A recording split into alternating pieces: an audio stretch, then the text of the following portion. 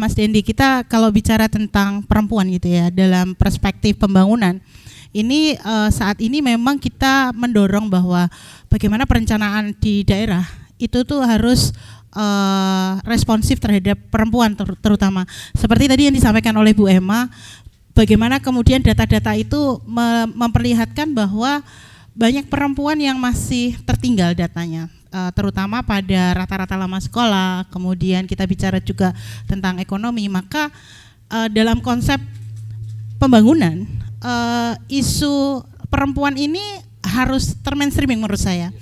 Di seluruh aspek pembangunan, bagaimana kemudian kita menilai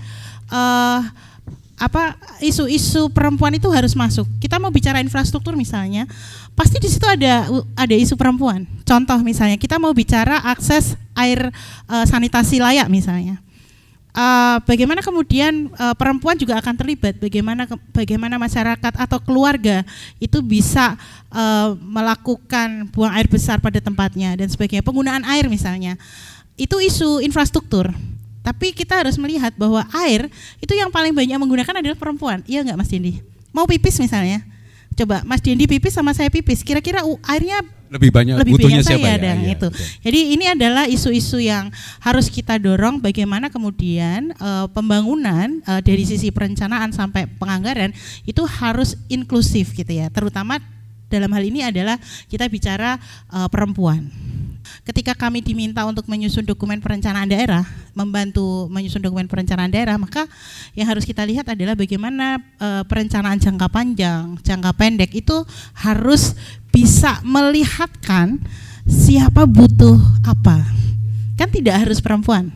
Contoh misalnya ketika kita bicara usia harapan hidup, di balik usia harapan hidup laki-laki yang pendek, lebih pendek daripada perempuan loh maksud saya. Ya kan, harus disadari loh Mas Dendi ya. Iya.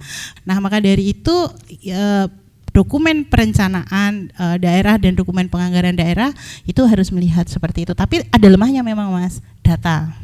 Kembali lagi kita bicara data. Jadi hari ini kalau saya mendampingi daerah, data itu banyak tercecernya antara laki-laki dan perempuan, maka ini yang harus kita dorong.